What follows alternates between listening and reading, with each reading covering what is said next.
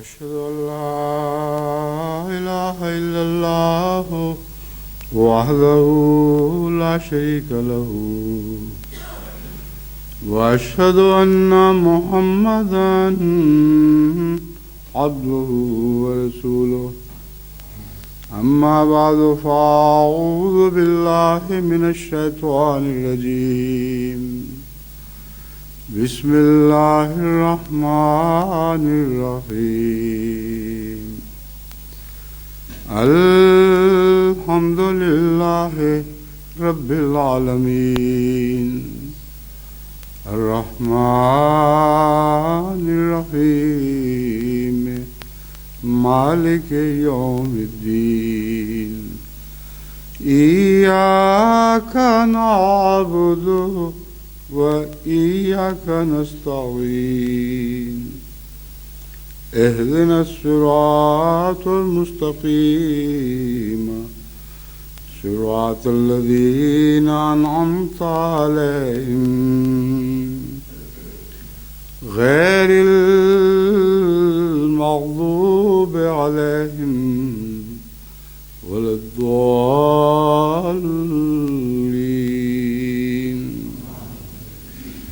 وقد نزل عليكم في الكتاب أن إذا سمعتم آيات الله يكفر بها ويستهزأ بها فلا تقعدوا معهم حتى يخوضوا في حديث غيره إنكم إذا مثلهم إن الله جامع المنافقين والكافرين في جہنم جميعا. سورہ نساء آیت 141. اور اسی مضمون کی ایک دوسری آیت بھی ہے جو سورہ الانعام سے لی گئی ہے، وہ بھی میں اسی تعلق میں پڑھ کے سناتا ہوں. وَإِذَا رَأَيْتَ الَّذِينَ يَخُوضُونَ فِي آيَاتِنَا فَأَعْرِضْ عَنْهُمْ حَتَّى يَخُوضُوا فِي حَدِيثٍ غَيْرِهِ وَإِمَّا يُنْسِيَنَّكَ الشَّيْطَانُ فَلَا تَقْعُدْ بَعْدَ الذِّكْرَىٰ مَعَ الْقَوْمِ الظَّالِمِينَ. وما على الذين يتقون من حسابهم من شيء ولكن ذكرى لعلهم يتقون. ان آیات کا جو سادہ ترجمہ ہے، اس ترجمے سے مجھے ایک اختلاف ہے جس کا پہلے بھی ذکر کر چکا ہوں، اور اس اختلاف کی بنا کیا ہے؟ لغت عربی کے لحاظ سے جو قرآن کریم کے علماء نے بیان کی ہے، اور بہت سی احادیث نبوی اور بعض اقتباسات جو حضرت مسیح السلام کی آپ کو پڑھ کے سناؤں گا، ان سے ثابت ہوتا ہے کہ عام مروجہ ترجمہ درست نہیں ہے. مروجہ ترجمہ یہ ہے کہ یعنی اس کا وہ حصہ جو درست نہیں ہے میرے نزدیک، میں آپ کو بعد میں سمجھاؤں گا. قد نزل علیکم فی الکتاب ان اذا سمعتم آیات اللہ.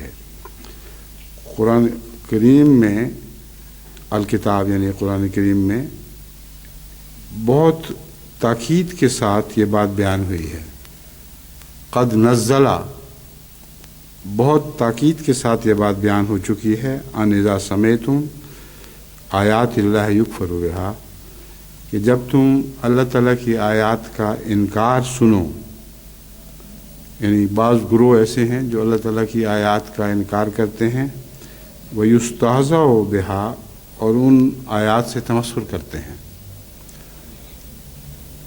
ان سے تمسخر کیا جاتا ہے بعض گروہوں کی طرف سے، فَلَا تَقْعُدُوا مَعَهُمْ تو ہرگز ان کے ساتھ نہیں بیٹھنا۔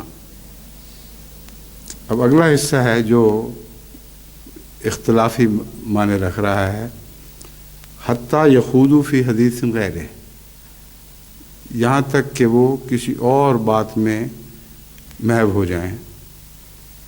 اب سوال یہ پیدا ہوتا ہے کہ اگر ایسے لوگ ہیں جن کا گروہ ہے کوئی، اس میں صاف واضح ہے کہ ایک گروہ ہے جو انتہائی بدبخت ہے، اور اللہ تعالیٰ کے آیات جس میں خدا تعالیٰ کے برگزیدہ رسول اور برگزیدہ بندے بھی شامل ہیں، ان پر مذاق اڑانا انہوں نے پیشہ بنا رکھا ہے۔ ایسے لوگ جو ہیں، کیا کوئی پسند کرے گا کہ بار بار جا کے دیکھے؟ اس مجلس میں جانے کی ضرورت کیا ہے؟ جہاں سے ایک دفعہ اپنا دل اور سب کچھ اٹھا لیا، کیا کوئی انسان تصور کر سکتا ہے کہ ان بدبختوں کی مجلس میں بار بار جا کے دیکھے کہ اب کچھ اور بات تو نہیں کر رہا ہے؟ اگر اور بات کر رہے ہیں تو وہاں بیٹھ جائے۔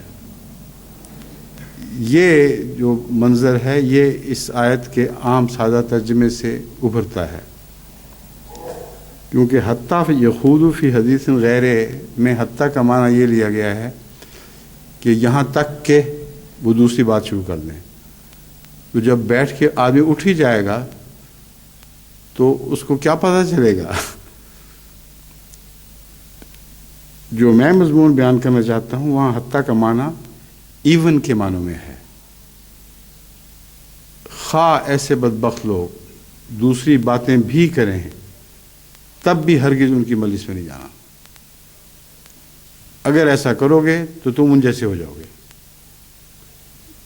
اس معنی کو عموماً اس لیے اختیار نہیں کیا جاتا کہ یہ معنی شاذ کے طور پر حتیٰ میں استعمال ہوتا ہے، اور اہل لغت جیسے حضرت امام راغب ہیں انہوں نے بڑی وضاحت سے اس کا محاورہ اہل عرب کے بیان کے مطابق بیان فرمایا ہے۔ وہ لکھتے ہیں حتیٰ کی مثال اکلت السمکۃ حتیٰ راسہا، میں نے مچھلی کھا لی یہاں تک کہ سر بھی کھا لیا۔ ایون ہر ہیڈ، یہ معنی ہے یہاں تک کہ مچھلی پوری کھائی یہاں تک کہ سر بھی نہیں چھوڑا۔ بس اگر یہ لوگ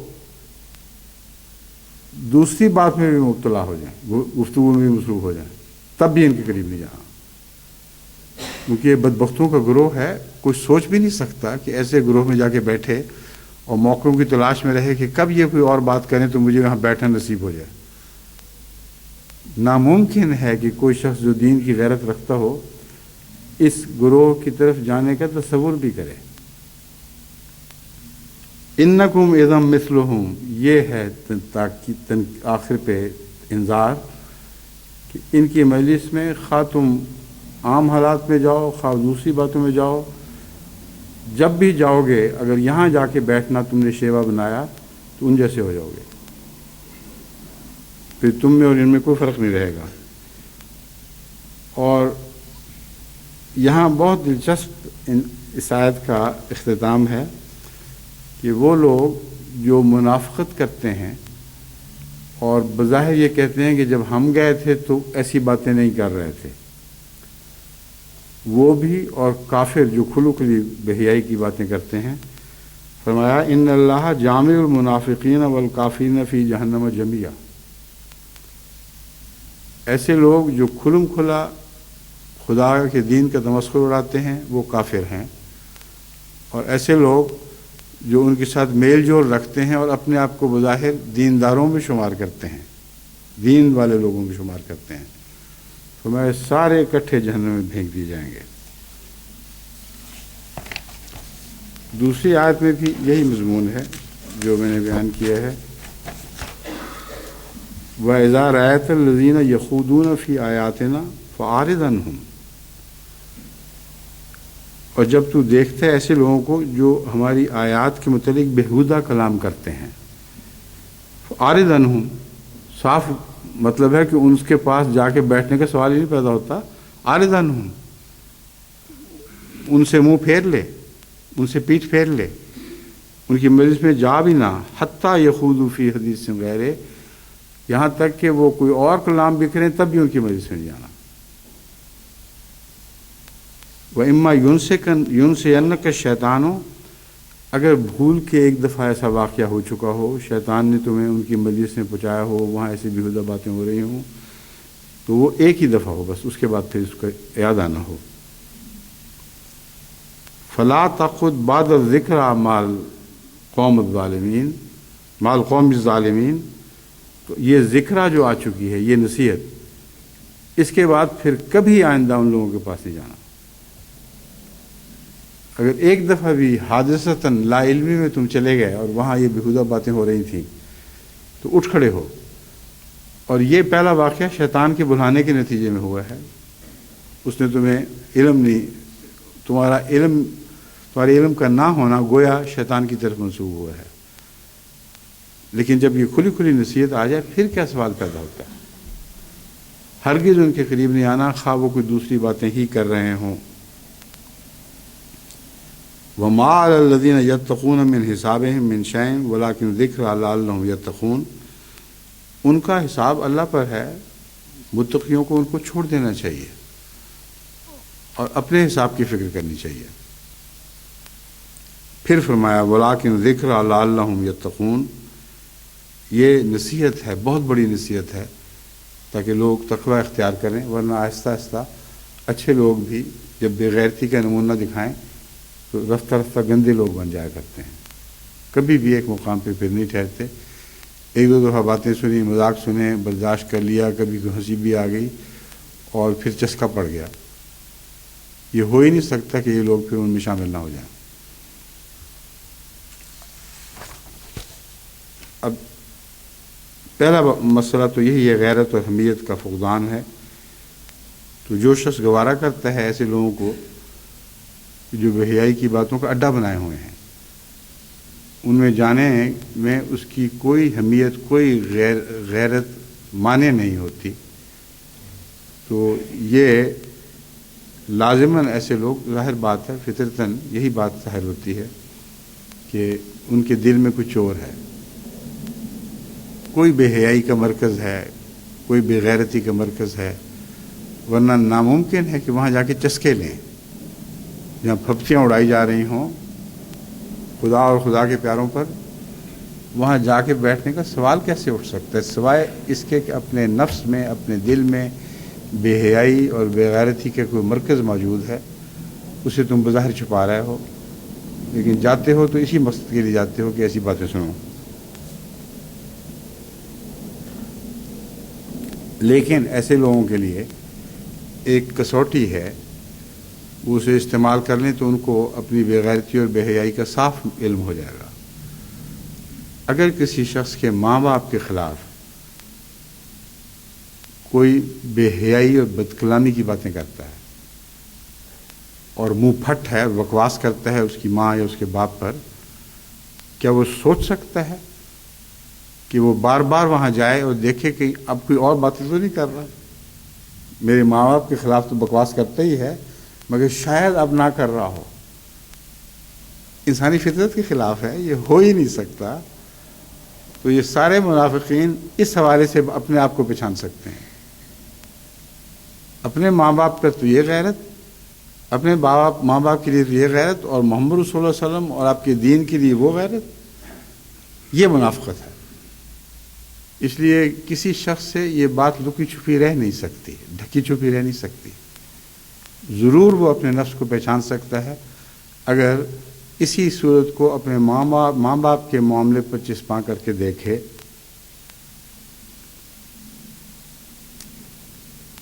جہاں تک میں سمجھتا ہوں یہ تو بہت دور کی بات ہے مومنوں کو تو چاہیے کہ لغو مذاق کی مجلس کو بھی پسند نہ کریں، خواہ وہ خدا اور رسول کے خلاف نہ بھی ہو، اللہ کے سادہ پاک بندوں کے متعلق ہو، ان کے اندر کوئی کمزوریاں ہوں اور کوئی شخص اپنی بڑائی کی خاطر ان کی کمزوریاں دکھا دکھا کر اس پر لطیفے گھڑ رہا ہو۔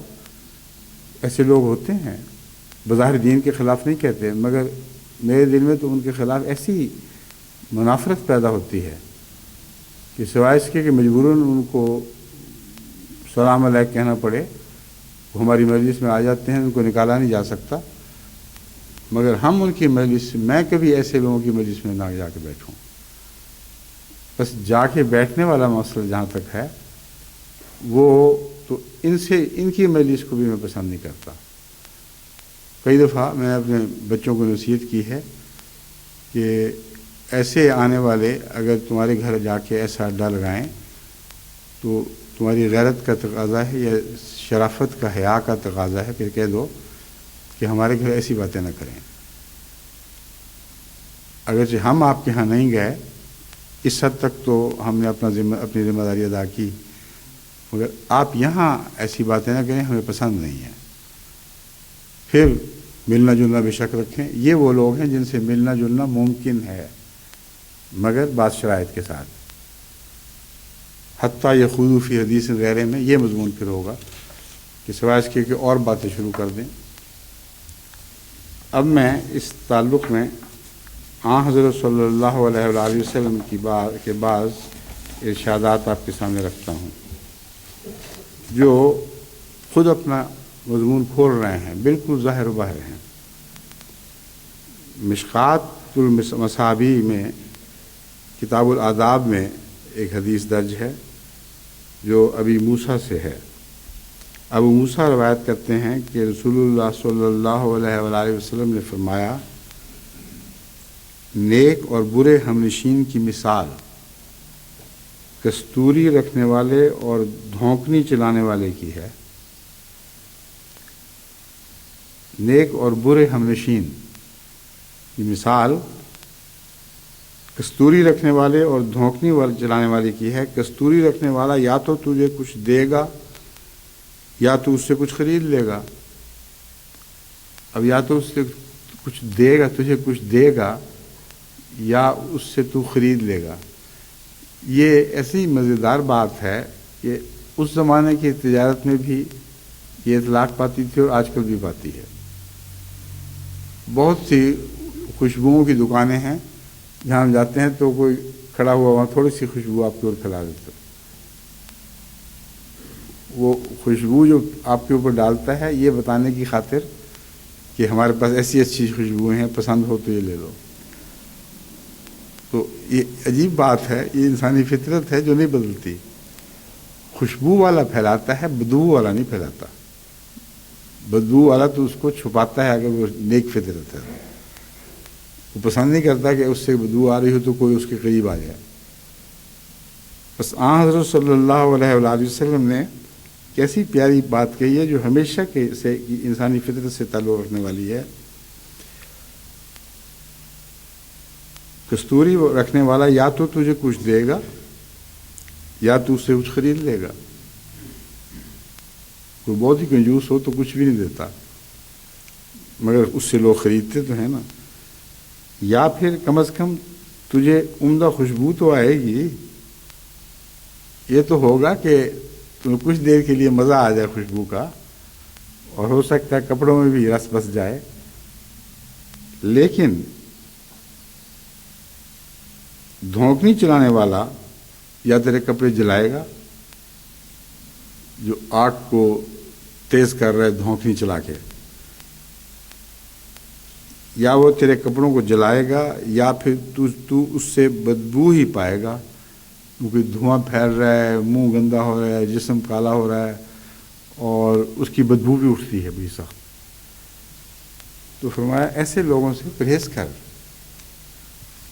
جو اس قسم کی باتیں کرتے ہیں وہ گندے لوگ ہیں، ان کے پاس جا کر تجھے کبھی بھی فائدہ نصیب نہیں ہو سکتا، لیکن جو نیک لوگ ہیں ان کے پاس جاؤ تو تمہیں ضرور فائدہ پہنچے گا۔ اس حدیث کی روشنی میں اس آیت کا وہ ترجمہ جو معروف ہے وہ کیا ہی نہیں جا سکتا۔ قطعیت کے ساتھ آن حضرت صلی اللہ علیہ وسلم فرما رہے ہیں کہ برے لوگوں کی صحبت کا تصور بھی نہ کرو، جاؤ ہی نہ وہاں، تمہیں ضرور نقصان پہنچے گا۔ ایک دوسری حدیث میں حضرت ابو ہریرہ رضی اللہ تعالیٰ عنہ روایت کرتے ہیں، یہ ترمذی باب الزہد سے لی گئی ہے، کہ رسول اللہ صلی اللہ علیہ وآلہ وسلم نے فرمایا، آدمی اپنے دوست کے زیر اثر ہوتا ہے، بس تم میں سے ہر ایک خیال رکھے کہ کسے دوست بنا رہا ہے۔ کتنی سادہ سی بات اور کتنی اہم ہے۔ ایک انسان اپنے دوستوں سے پہچانا جاتا ہے۔ اگر اس کا بیہودہ لوگوں کی مجلس میں آنا جانا ہے تو خواہ لاکھ بہانہ بنائے کہ میرے ہوتے ہوئے اس نے ایسی بات نہیں کی، مگر یہ نفس کا بہانہ ہے۔ ایسے شخص کی مجلس کسی کو پسند ہی نہیں آنی چاہیے۔ اگر وہ جاتا ہے تو عذر تراشی ہے اس کی۔ رسول اللہ صلی اللہ علیہ وآلہ وسلم کی بات سچی ہے کہ تم جب دوست بناؤ تو غور کر کے دیکھو، اچھا دوست بناؤ جس کے متعلق کبھی بھی بدی کی کوئی شکایت نہ ہو۔ عرف عام میں صاف پہچانے جاتے ہیں اچھے لوگ، جو اچھا انسان ہو اچھے لوگوں کی مجلس پسند کرتا ہے۔ جو برا اور یاوا گو ہو وہ برے اور یاوا گو لوگوں کی مجلس کو پسند کرتا ہے۔ تو اس طرح اپنی مجالس کا انتخاب کریں۔ اگر آپ پاک لوگوں کی صحبت میں بیٹھیں گے، اچھے لوگوں کی باتیں پسند آئیں گی، تو آپ کے لیے خوشخبری ہے کہ اللہ تعالیٰ اس صورت میں آپ کو اپنا قرب عطا کرے گا اور آپ کی جو سلوک کی راہیں ہیں وہ آسان فرما لے گا۔ اور اگر اس کے برعکس نمونہ دکھانا ہے تو پھر جو لوگ دکھا چکے ہیں ان کو تو ہم نے مزید نحوستوں کا شکار ہی ہوتے دیکھا ہے۔ شروع میں وہ ان کی منافقت نے پردے ڈالے رکھے، آخر ان کے چہرے بے نقاب ہو گئے، اور اللہ تعالیٰ کبھی بھی ان کو چھوڑتا نہیں پھر۔ اس لیے ایک نصیحت ہے، جن لوگوں پر بھی اطلاق پاتی ہے ان کو سوچنا اور سمجھنا چاہیے۔ حضرت اقدس مسیح موعود علیہ السلام کا رد عمل آن حضرت صلی اللہ علیہ وآلہ وسلم کے متعلق بیہودہ سرائی بکواس کرنے والوں کے متعلق کیا تھا، یہ آپ کے الفاظ میں سناتا ہوں آپ کو۔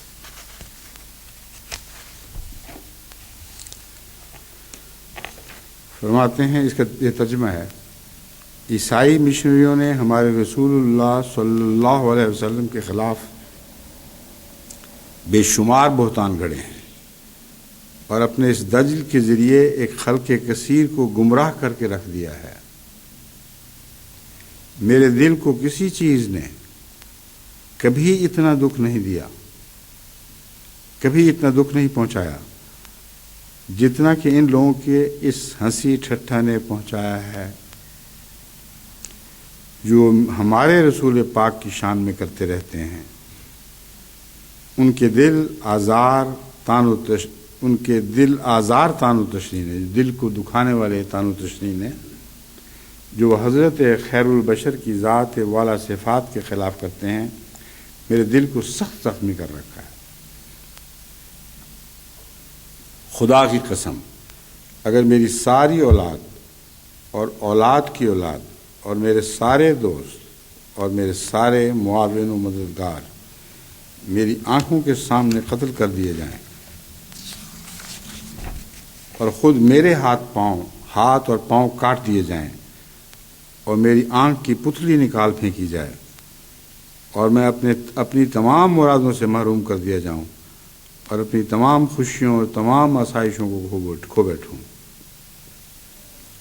تو ان ساری باتوں کے مقابل پر بھی میرے لیے یہ صدمہ زیادہ بھاری ہے کہ رسول اکرم صلی اللہ علیہ وسلم پر ایسے ناپاک حملے کیے جائیں۔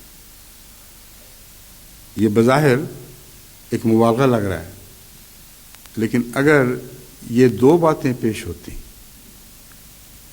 حضرت مسیح علیہ السلام کے سامنے کہ یا یہ سب کچھ ہو جائے گا یا تم یہ پسند کرو کہ رسول اللہ صلی اللہ علیہ وسلم کے متعلق ایسی بکواس کی جائے.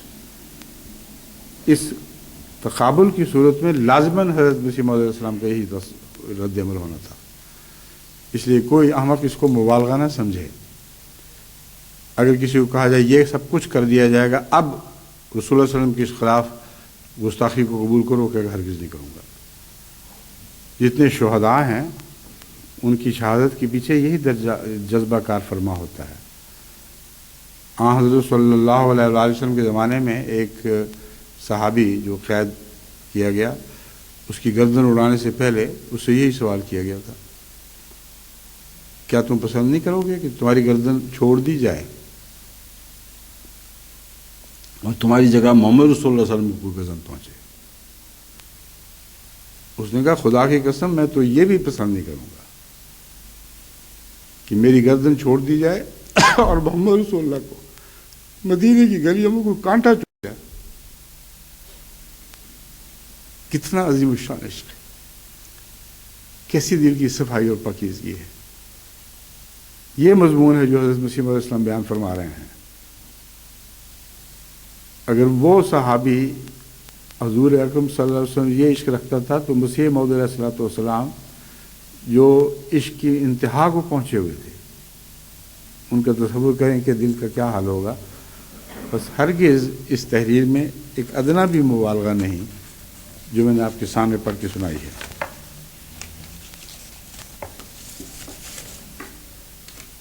یہ مقام عشق اپنی جگہ، یہ غیرت اپنی جگہ، لیکن اس کے باوجود جب اپنی ذات کے خلاف لوگ باتیں کرتے تھے ان کو برداشت کرتے تھے، ان میں بڑا حلم دکھاتے تھے. کئی لوگ وہاں آ کر سامنے کھلم کھلم گالیاں دیتے تھے مگر اپنے صحابہ کو روک دیا کرتے تھے، کچھ نہیں کہنا. اور جہاں بھی جوابی کارروائی کی ہے وہاں آپ حیران ہوں گے یہ دیکھ کر کہ اللہ اور رسول کے خلاف جب بھی کسی لکھنے والے نے بدتمیزی کی ہے تو اس کے جواب میں آپ کی سختی ہے، اس کے سوا کوئی سختی نظر نہیں آتی. ایک واقعہ حضرت مرزا بشیر احمد صاحب اپنی کتاب میں لکھتے ہیں جو حضرت مسیح موعود علیہ السلام کی سیرت ہے، سیرت طیبہ کے نام سے. اس میں ایک اسی قسم کا واقعہ لکھتے ہیں جو بڑا دلچسپ ہے. فرماتے ہیں قادیان میں ایک صاحب محمد عبداللہ ہوتے تھے جنہیں لوگ پروفیسر کہہ کر پکارتے تھے. وہ زیادہ پڑھے لکھے نہیں تھے لیکن بہت مخلص تھے اور چھوٹی عمر کے بچوں کو مختلف قسم کے نظاروں کی تصویریں دکھا کر پیٹ پالا کرتے تھے. سلائڈس ہوتی ہیں نا جس طرح دکھانے والی، جو جگہ جگہ اڈا بنایا، بچے آئے انہوں نے سلائڈ دیکھی، آنا دو آنا، جو اس زمانے میں پیسہ 2 پیسے تھے وہ دے دیے، تو یہی ان کا گزارا تھا. مگر جوش اور غصے میں بعض اوقات توازن کھو بیٹھتے تھے.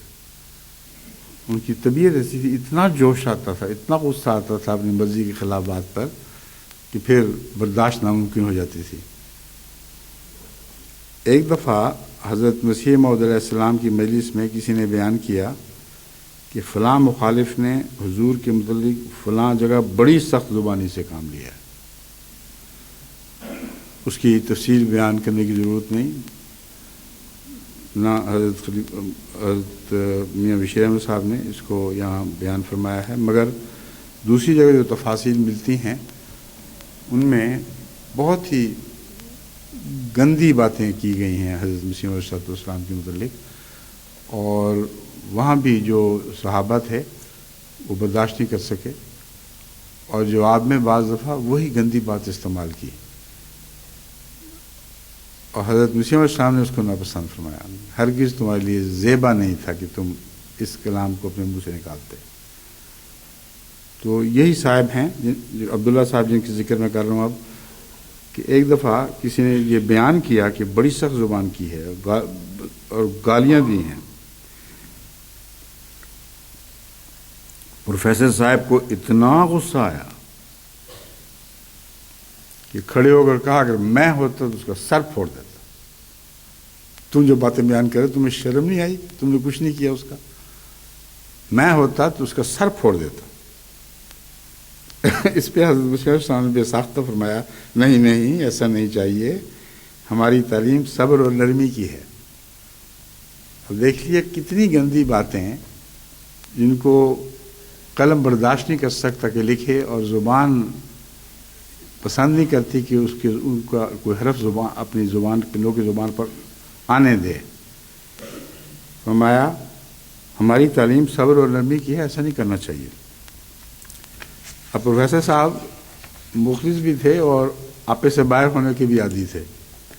اس موقع پر ان کو بڑا جوش آیا، غصے میں آپے سے باہر ہو گئے اور جوش کے ساتھ بولے واہ صاحب واہ، یہ کیا بات ہے؟ حضرت مسیح موعود علیہ السلام کو اپنے جوش میں کہہ رہے واہ صاحب واہ، یہ کیا بات ہے؟ آپ کے پیر کو کوئی شخص برا بھلا کہے تو آپ فوراً مبالغہ کے ذریعے اسے جہنم تک پہنچانے پر کیوں تیار ہو جاتے ہیں، مگر ہمیں یہ فرماتے ہیں کہ کوئی شخص آپ کو ہمارے سامنے گالی دے تو ہم صبر کریں۔ کیا بات، کیسی عمدہ مثال ہے۔ حضرت مسیح علیہ السلام اپنے لیے ہرگز پسند نہیں فرماتے تھے، مگر آپ کے غلاموں نے آپ کو دیکھا ہوا تھا کہ اپنے آقا کے بارے میں آپ کا کیا سلوک تھا۔ بس وہ تو آپ کو اپنا آقا ہی سمجھتے تھے اور جانتے تھے اور ایمان رکھتے تھے، اس لیے ہرگز پسند نہیں کرتے تھے کہ آپ کے خلاف کوئی کسی قسم کی بے سرائی کی جائے۔ لیکن اس کے باوجود صبر کی تعلیم اور حلم کی تعلیم اپنی جگہ ہے۔ یہ ایک ایسے شخص کی مثال ہے جس کو حلم کا خلق نصیب نہیں تھا اتنا۔ میں جو یہ باتیں بیان کر رہا ہوں تو جماعت کو یہ سمجھانے کے لیے کہ ہمارا واسطہ دنیا میں ہر قسم کے گندے لوگوں سے پڑتا ہے۔ پاکستان سے آئے دن ایسی خبریں ملتی رہتی ہیں کہ کسی جگہ کسی نے بہت بد کلامی سے کام لیا ہے، اتنی بد کلامی کی ہے کہ دل برداشت نہیں کر سکتا۔ اگر کوئی یہ مثالیں دے دے اور کہے کہ ہم نے بھی تو اس موقع پر اسی طرح کیا ہے کہ آپے سے باہر ہو گئے، تو یہ درست نہیں ہے۔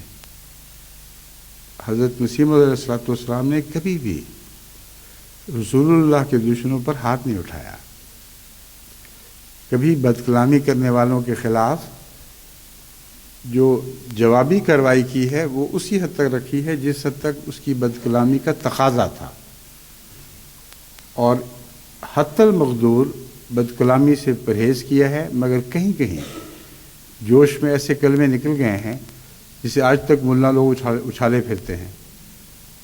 یعنی حضرت مسیح موعود علیہ السلام نے تو وہ چند کلمات اس وقت کہے جبکہ ایک شخص نے بے انتہا بدتمیزی، بے حیائی اور گند اچھالنے سے کام لیا ہے۔ آپ کو اگر اس کی مثالیں دی جائیں تو آپ کا دل پھٹ جائے گا غم سے۔ یہ ساری باتیں آپ سنتے تھے، مگر ایک واقعہ آپ نہیں بتا سکتے کہ آپ نے ان کے جواب میں کسی کو پتھر مارا ہو، کسی کے اوپر کوئی حملہ کر دیا ہو۔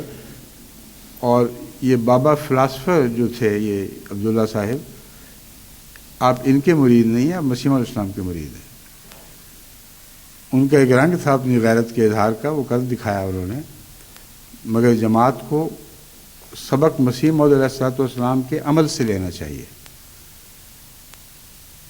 عمل یہ ہے کہ ایسے لوگوں کی مجلس میں کبھی بھی نہیں آپ بیٹھے،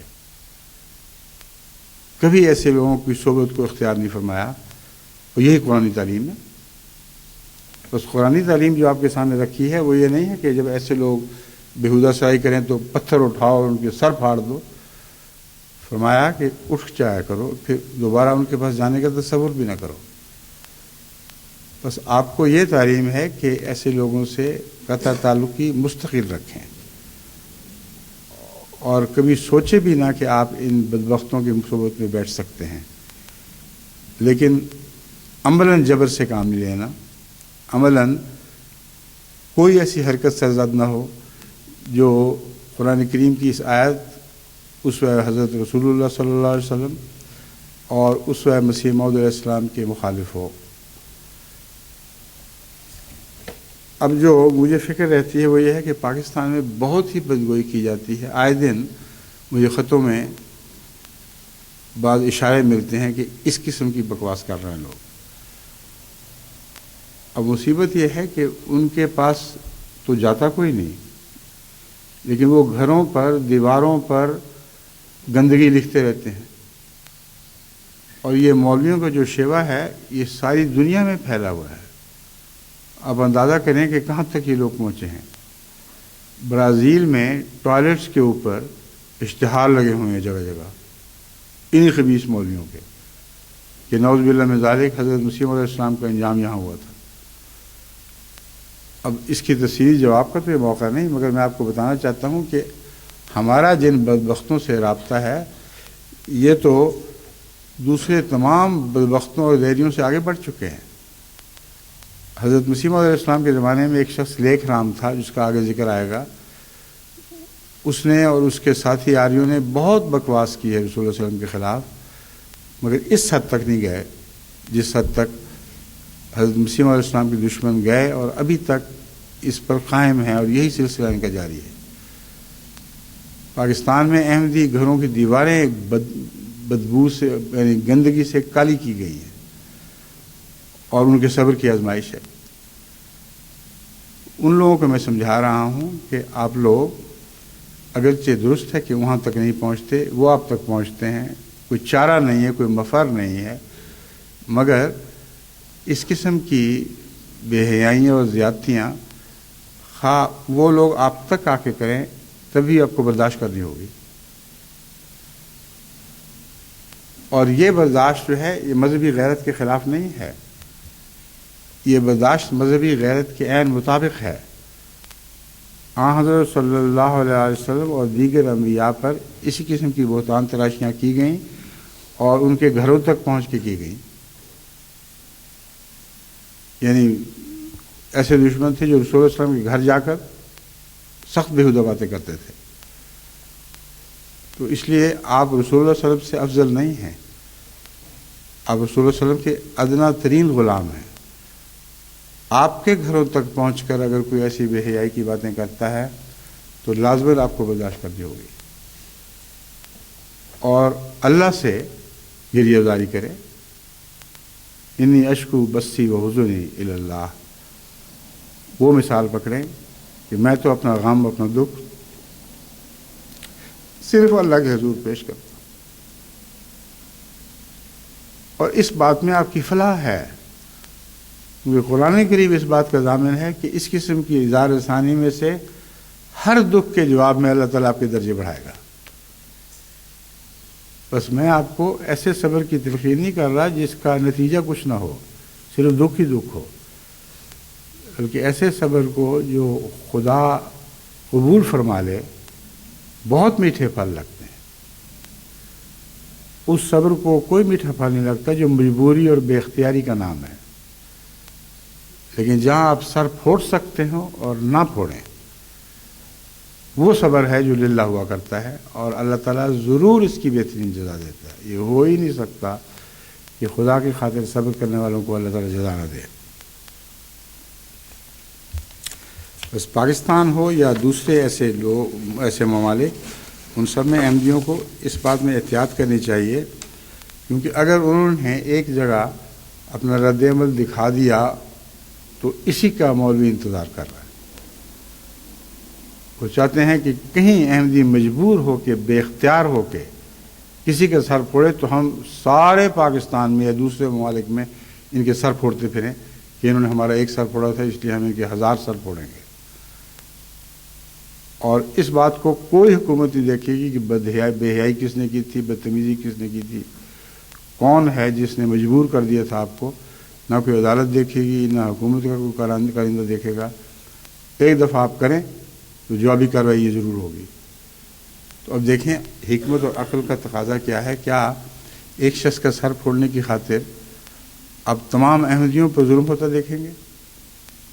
تو کیا اس ظلم میں آپ شریک نہیں ہو جائیں گے؟ آپ کی وجہ سے اگر کسی معصوم کا دکھ دیا گیا، کسی کا گھر جلایا گیا، تو آپ کا ضمیر آپ کو کیا کہے گا؟ اس لیے یہ تو برداشت ایسی ہے جو کرنی ہی کرنی ہے. اس کے سوا چارہ کوئی نہیں، اور یقین رکھنا ہے کہ اللہ تعالیٰ اس برداشت کے نتیجے میں ہمارے درجات بلند فرمائے گا، اور یہ صبر رائگاں نہیں جائے گا۔ صبر تو ان کا بھی رائگاں نہیں جاتا جو خدا کی خاطر نہیں ویسے صبر کرتے ہیں۔ دنیا کی خاطر بعض لوگ اپنی قوموں کی خاطر صبر کرتے ہیں، اور تاریخ عالم گواہ ہے کہ ان کا صبر بھی ضائع نہیں جایا کرتا۔ صبر کے اندر ایک صفت ہے جو جیتنے والی صفت ہے، غالب آنے والی صفت ہے۔ بس صبر کو کسی پہلو سے آپ دیکھیں، یہ تمام کا تمام خیر ہے۔ وہ زمانہ جس کے متعلق خدا تعالیٰ نے قسم کھائی ہے، زمانے ہی کی قسم کھائی ہے کہ گھاٹا کھانے والا ہے، علاج صبر۔ بس ساری دنیا میں سارا انسان گھاٹے کھا رہا ہے، لیکن صبر والے گھاٹا نہیں کھائیں گے۔ صبر ہو اور حق کے ساتھ ہو تو سوال ہی نہیں پیدا ہوتا کہ یہ صبر رائگاں جائے گا اور اللہ کے نزدیک اس کی قیمت نہیں پڑے گی۔ بس آپ اپنے صبر کی قیمت وصول کریں، اور وہی صبر ہے جو ایسے ممالک میں انقلاب برپا کرنے کا کام دے گا۔ اب آپ ان سے لڑ لیں، کسی کا سر پھاڑ دیں، ہرگز کوئی روحانی انقلاب نہیں آئے گا۔ لیکن آپ صبر کریں تو خدا اس بات کا گواہ ہے کہ اس کے نتیجے میں روحانی انقلاب ضرور برپا ہوگا۔ اب یہ آیات بڑی کثرت سے میرے سامنے ہیں، قرآن کریم بھرا پڑا ہے ان آیات سے، جن میں صبر کا پھل جو للہ کیا جائے ہمیشہ کامیابی اور کامرانی ہوا کرتا ہے۔ اور جیسا کہ میں نے قرآن کریم کی آیت کا حوالہ دیا، ساری دنیا کی کایا پلٹ سکتی ہے اگر خدا کے کچھ صبر کرنے والے بندے حق پر قائم ہوں اور صبر کریں اور صبر کی تلقین کریں۔ لیکن اس بات کو چھوڑ کر، یعنی غصے سے جواب اس طرح دینا کہ خود انسان اختیار چھوڑ دے اپنے اوپر، یا پتھر مارے کسی پر، کسی کو دکھ پہنچائے، چڑھ دوڑے کہ اچھا یہ شخص ہے وہ جو بدتمیزی کیا کرتا تھا، میں اس کو مار کے چھوڑوں گا، یہ باتیں درست نہیں۔ حضرت مسیح موعود علیہ السلام کی غیرت کا یہ واقعہ پنڈت لیکھ رام کے متعلق میں آپ کو سناتا ہوں۔ اس سے آپ کو مسیح علیہ السلام کا اپنا مسلک خوب اچھی طرح معلوم ہو جائے گا۔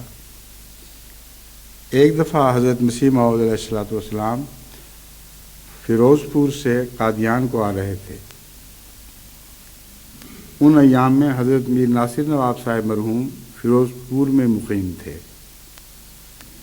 اور اس تقریب پر حضرت مسیح موعود علیہ السلام وہاں گئے ہوئے تھے۔ حضرت میر ناصر نواب صاحب کی بیٹی تھیں حضرت ام المومنین، تو یہ جو حقوق ہیں آپس میں خاندانی تعلقات کے، ان کی خاطر ان کے فیروز پور تعینات ہونے اور ایک اچھا گھر ملنے پر مسیح موعود علیہ السلام ان کے ہاں گئے ہوئے تھے۔ خاکسار عرفانی صاحب کی یہ روایت ہے، خاکسار عرفانی کو جو ان ایام میں محکمہ نہر میں امیدوار ضلع داری تھا، اور رکھاں والا میں حافظ محمد یوسف ضلع دار کے ساتھ رہ کر کام سیکھتا تھا۔ یہ بریکٹ میں انہوں نے بتایا ہوا ہے کہ میں ان دنوں میں کیا کیا کرتا تھا۔ یہ تو زائد بات ہے، اصل یہ ہے خاکسار عرفانی کو بھی فیروز پور جانے کی سعادت نصیب ہوئی۔ آپ جب وہاں سے واپس آئے تو میں رائے ونڈ تک ساتھ گیا۔ وہاں آپ نے اضلاع کرم فرمایا کہ تم ملازم تو ہو ہی نہیں، چلو لاہور تک چلو، تم نے کون سا جلدی لوٹنا کسی کام کے لیے۔ عصر کی نماز کا وقت تھا، آپ نماز پڑھنے کے لیے تیار ہوئے۔ اس وقت وہاں ایک چبوترا بنا ہوا کرتا تھا، مگر آج کل وہاں ایک پلیٹ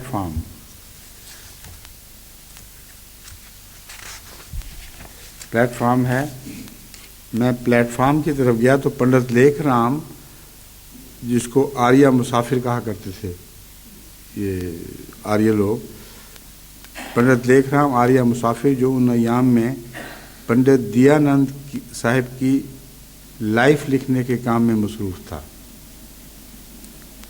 ان کی حیات کے متعلق بایوگرافی لکھ رہا تھا۔ جلندھر جانے کو تھا کیونکہ وہ غالباً وہاں ہی کام کرتا تھا. مجھ سے اس نے پوچھا کہ کہاں سے آئے ہو؟ میں نے حضرت اقدس کی تشریف آوری کا ذکر سنایا تو خدا جانے اس کے دل میں کیا آئی کہ بھاگا وہ وہاں آیا. حضرت اقدس وضو کر رہے تھے. میں اس نصارے کو اب بھی گویا دیکھ رہا ہوں. اس نے ہاتھ جوڑ کر آریوں کی طرح پر حضرت اقدس کو سلام کہا، مگر حضرت نے یوں ہی آنکھ اٹھا کر سرسری طور پر دیکھا اور وضو کرنے میں مصروف رہے. اس سے سمجھا کہ شاید سنا نہیں، اس لیے اس نے پھر کہا. حضرت بدستور اپنے استغراق میں رہے. وہ کچھ دیر ٹھہر کر چلا گیا. کسی نے کہا کہ لیکھ رام سلام کرتا تھا. لوگ اتنے مروب ہو جاتے ہیں ایسی ہستیوں سے. ویسے بھی وہ دوڑا ہوا آیا تھا، لوگوں کو خیال ہوا کہ یہ اخلاق کے خلاف ہے گویا کہ اس کی بات کا جواب نہ دینا. تو اس نے کسی نے کہا کہ لیکھ رام سلام کرتا تھا. فرمایا اس نے حضرت صلی اللہ علیہ وسلم کی بڑی توہین کی ہے. میرے ایمان کے خلاف ہے کہ میں اس کا سلام لوں. حضرت صلی اللہ علیہ وآلہ وسلم کی پاک ذات پر تو حملے کرتا ہے اور مجھ کو سلام کرنے آیا. اب آپ اپنے گرد و پیش نظر ڈال کے دیکھ لیں. بعض ایسے بے غیرت لوگ ہیں کہ ان کو کوئی بے حیا رسول اللہ صلی اللہ علیہ وسلم حملہ کرنے والا، دین پر حملے کرنے والا، خلفاء کی گستاخیاں کرنے والا، دین اسلام اور تمام مذاہب کے خلاف بدگو شخص عزت سے کوئی چودھری صاحب یا سلام کہہ دے، کسی معزز نام سے خطاب کر لے تو وہ سمجھتے ہیں ہماری اخلاقی ذمہ داری ہے کہ ہم اس کے سامنے جھک جائیں. مسیح علیہ السلام کا یہ اسوہ ہے. اپنا فیصلہ خود کر لیں کہ وہ کس شمار میں آئیں گے. مجھ کو سلام کرنا ہے. لعنت ہو ایسے سلام پر جو خدا اور اس کے رسول اور دین کے بزرگوں کے خلاف بکواس کرنے والے کا سلام ہو. اس سلام کو تو لعنت کے ساتھ لوٹانا چاہیے. ہرگز اس سلام پر خوش ہونا اور اپنے فخر کرنا کہ فلاں صاحب نے ہمیں عزت سے یاد کیا ہے، یہ حماقت کی حد ہے، دھوکہ بازی ہے، جھوٹ ہے، اور اپنے نفس کی انا میں پڑھ کر آپ اپنا دین کھو دیں گے. حضرت مسیح علیہ السلام فرماتے ہیں مجرم وہ ہے جو اپنی زندگی میں خدا تعالیٰ سے اپنا تعلق قطع کر لے. مجرم وہ ہے جو اپنی زندگی میں خدا تعالیٰ سے اپنا تعلق کاٹ لے وے. اس کو تو حکم تھا کہ وہ خدا تعالیٰ کے لیے ہو جاتا اور صادقوں کے ساتھ ہو جاتا، مگر ہوا و ہوس کا بندہ بن کر رہا اور شریروں اور دشمنان خدا اور رسول سے موافقت کرتا رہا.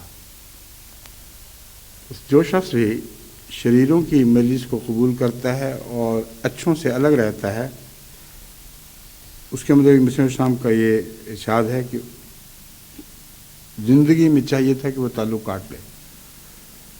مرنے کے بعد پھر وقت گزر جائے گا، پھر ان کا تعلق خدا سے جو اس دنیا میں کاٹا گیا ہمیشہ کاٹا گیا، ہمیشہ کے لیے کاٹا گیا، اور آخرت میں یہ تعلق جوڑ نہیں سکتا. پھر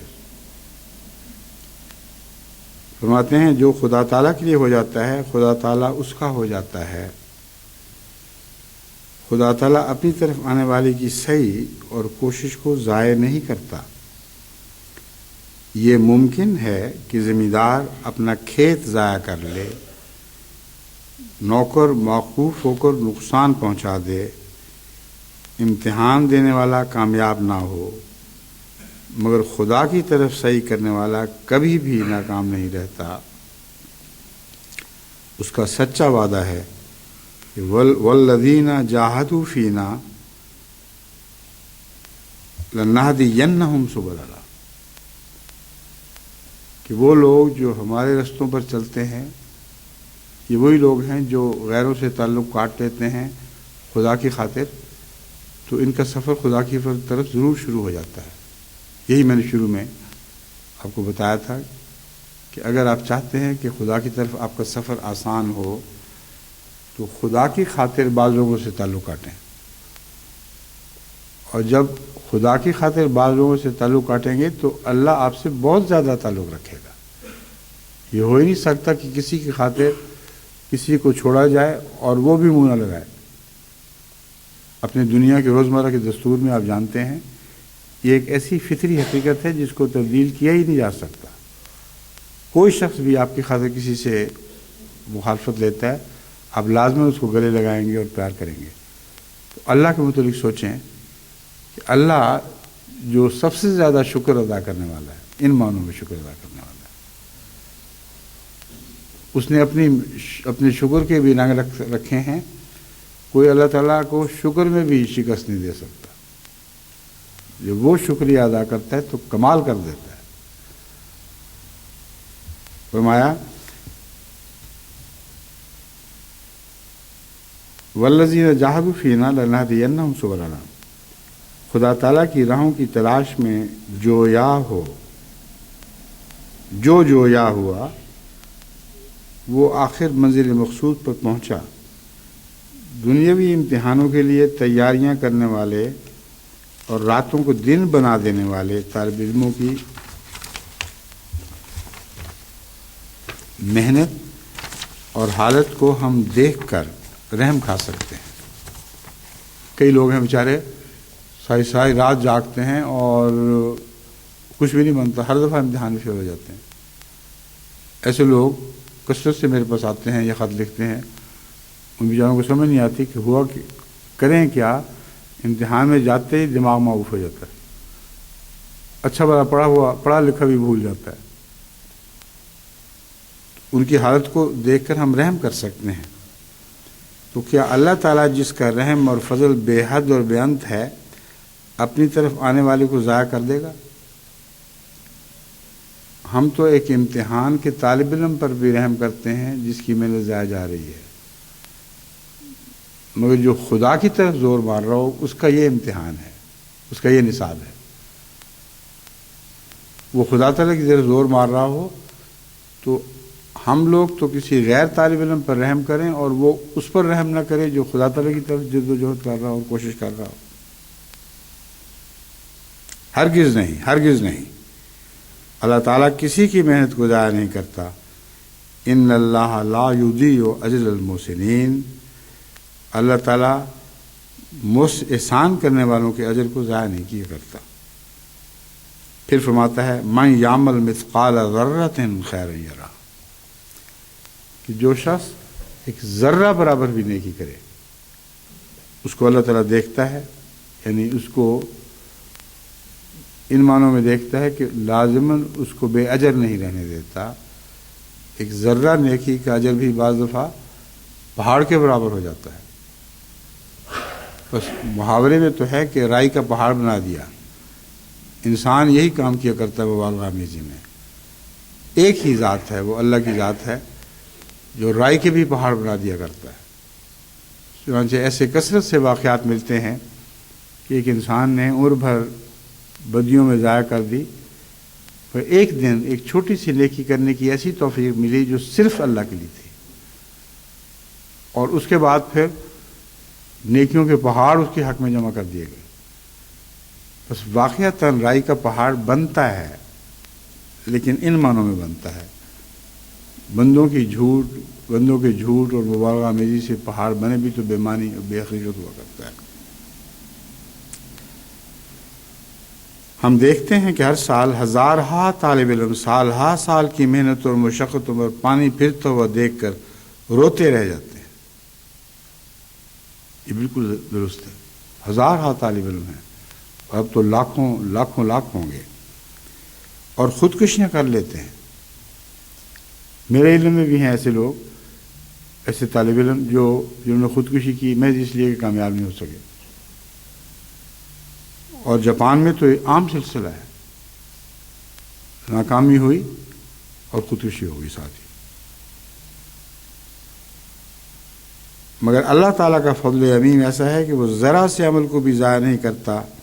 پھر کس قدر افسوس کا مقام ہے کہ انسان دنیا میں ظنی اور وہمی باتوں کی طرف تو اس قدر گرویدہ ہو کر محنت کرتا ہے کہ آرام اپنے اوپر گویا حرام کر لیتا ہے، اور صرف خوش امید پر کہ شاید کامیاب ہو جائیں، خشک امید پر کہ شاید کامیاب ہو جائیں، ہزار رنج اور دکھ اٹھاتا ہے۔ تاجر نفع کی امید پر لاکھوں روپے لگا دیتا ہے، مگر یقین اسے بھی نہیں ہوتا کہ ضرور نفع ہی ہوگا۔ اور خدا تعالیٰ کی طرف جانے والے کی، جس کے وعدے یقینی اور حتمی ہیں، کہ جس کی طرف قدم اٹھانے والے کی ذرا بھی محنت رائگاں نہیں جاتی، اس قدر دوڑ دھوپ اور سرگرمی میں اس قدر دوڑ دھوپ اور سرگرمی نہیں پاتا۔ یہ لوگ کیوں نہیں سمجھتے؟ وہ کیوں نہیں ڈرتے کہ آخر ایک دن مرنا ہے؟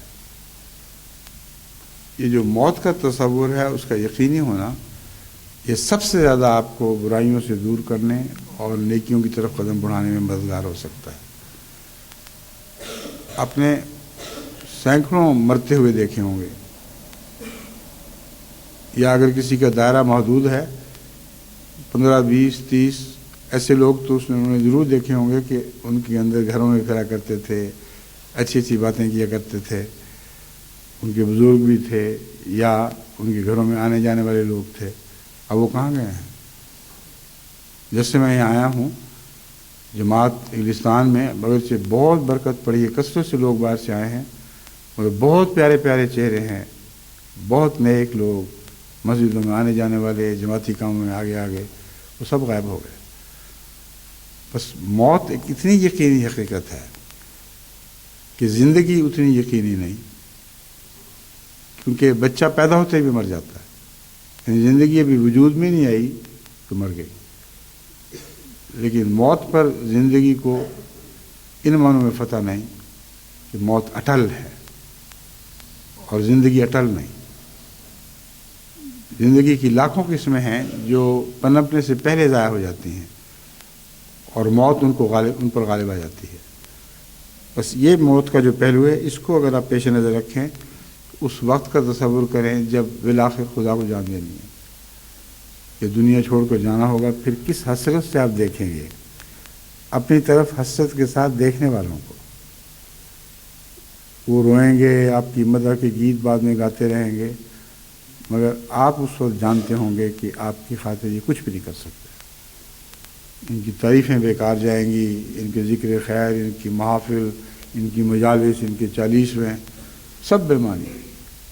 جس نے جانا تھا وہ مرتے وقت جانتا ہے کہ میں ایک ایسے قادر اور مقتدر خدا کی خدمت کی طرف جا رہا ہوں جس کو اس بات کی ادنا بھی پرواہ نہیں ہوگی کہ میرے پیچھے لوگوں نے کیا واویلے کیے اور کیسے کیسے نوحے پڑے۔ یہ دنیا کے چکر ہے، صرف فلاں پیر مر گیا، اس کے قل ہو رہے ہیں، اس پہ لوگ اکٹھے ہو رہے ہیں، اس کی تعریف کے گن گائے جا رہے ہیں، اور ان کو پتہ ہی نہیں کہ جس جگہ وہ حاضر ہوا ہے وہاں ان چیزوں کی ایک کوڑی کی بھی قدر نہیں۔ آخر ایک دن مرنا ہے۔ کیا وہ ان ناکامیوں کو دیکھ کر بھی اس تجارت کی فکر میں نہیں لگ سکتے جہاں خسارہ کا نام و نشان ہی نہیں اور نفع یقینی ہے؟ زمیندار کس قدر محنت سے کاشتکاری کرتا ہے، اور کون کہہ سکتا ہے کہ نتیجہ ضرور راحت ہی ہوگا۔ بس اس اقتباس کے ساتھ میں آج کا یہ خطبہ ختم کرتا ہوں۔ اس میں بہت سے پیغام ہیں جماعت کے نام، اور ان کو مزید تفصیل سے کھولنے کی ضرورت کوئی نہیں۔ جو کچھ میں نے کہہ رہا تھا کہہ دیا، اب اپنا حساب آپ خود رکھیں، کیونکہ ہر ایک نے خود مرنا اور خدا کے حضور حاضر ہونا ہے۔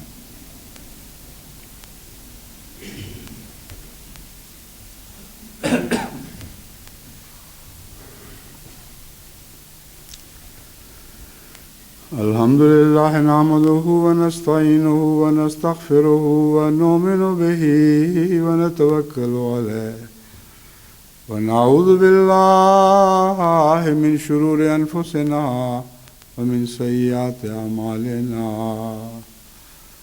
من يهده الله فلا مضل له ومن يضلله فلا هادي له ونشهد أن لا إله إلا الله وحده لا شريك له ونشهد أن محمدا عبده ورسوله عباد اللہ رحمکم اللہ ان اللہ یامر بالعدل والاحسان وإیتاء ذی القربى وینہی عن الفحشاء والمنکر والبغی یعظکم لعلکم تذکرون ادعوا اللہ یستجب لکم اذکروا اللہ یذکرکم وادعوہ یستجب لکم ولذکر اللہ اکبر.